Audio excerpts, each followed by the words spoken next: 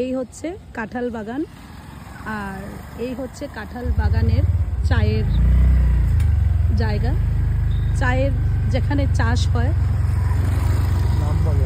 এটা হচ্ছে কাঁঠাল বাগানের বজন্তীপুর, বজরঙ্গপুর। ও আচ্ছা, বজরঙ্গপুর টি এস্টেট এখানে। আর এটা হচ্ছে রাবারের একটা বাগান, খুব সুন্দর। এখানে ঢালু জায়গা বলি, চারিদিক রাবারের জন্য খুবই উৎকৃষ্ট জায়গা।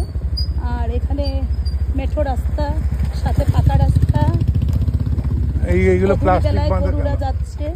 প্লাস্টিক বাঁধা কেন? হ্যাঁ, প্লাস্টিক বাঁধার কারণ হচ্ছে প্রত্যেকটা গাছের মধ্যে থেকে মানে প্রতিনিয়ত মানে এক ফোঁটা করে রাবারের রসটা পড়ে।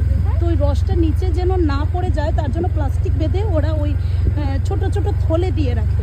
ওই থলের মধ্যে রাবারের রসটা কালেক্ট হয়, তারপরে এটা আবার ভালোভাবে এটা রিফাইন করে তারপর রাবারের দ্রব্য সামগ্রী হয়। আর এটা হচ্ছে ছোটোখাটো একটা ঝিলের মতো। আর পাশেই আছে আমাদের ঘাগরা নদী। ঘাগরা নদী খুবই একটা মানে সুন্দর নদী, একটা ছোট্ট নদী, বরাক নদীরই একটা শাখা নদী। আর এই হচ্ছে আমাদের ঘাগরা নদীর সেতু। এই মানে গ্রামাঞ্চলের যে মেঠো রাস্তার মধ্যে দিয়ে ছোট্ট নদী, ছোট্ট সেতু, সেটাই এই ভিডিওর মাধ্যমে তুলে ধরতে চাইছি। এটা হচ্ছে একটা অশ্বত্থ গাছ। এই যে ঘাগরা নদী, খুবই রাস্তার অবস্থা খুবই শোচনীয়, তার মধ্যে দিয়েও চলছি। এই যে ঘাগরা নদী, জল যখন বেড়ে যায় প্রতি বছরই ওই বাঁধের উপর দিয়ে জল আসে। পুরো গ্রামাঞ্চলে অনেক সময় জলে জলাকার হয়ে যায়।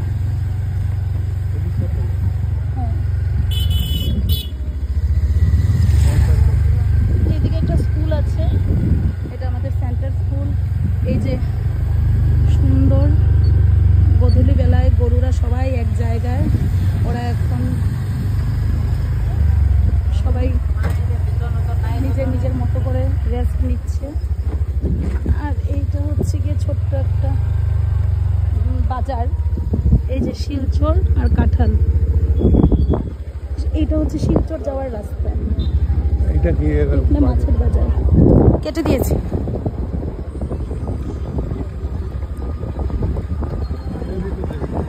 এইদিকে আবার আরেকটা রাস্তা, এটা কোনো এটা ভেতর দিয়ে ঢুকবে, আবার বেরোতে হবে এইদিক দিয়ে। হ্যাঁ, এইগুলো পুরোটাই পঞ্চায়েতের আন্ডারে। ও এটা হচ্ছে পুলিশ রিজার্ভ, ওই যে 6 ব্যাটালিয়ন যেটা বলে, 6 ব্যাটালিয়নটাই।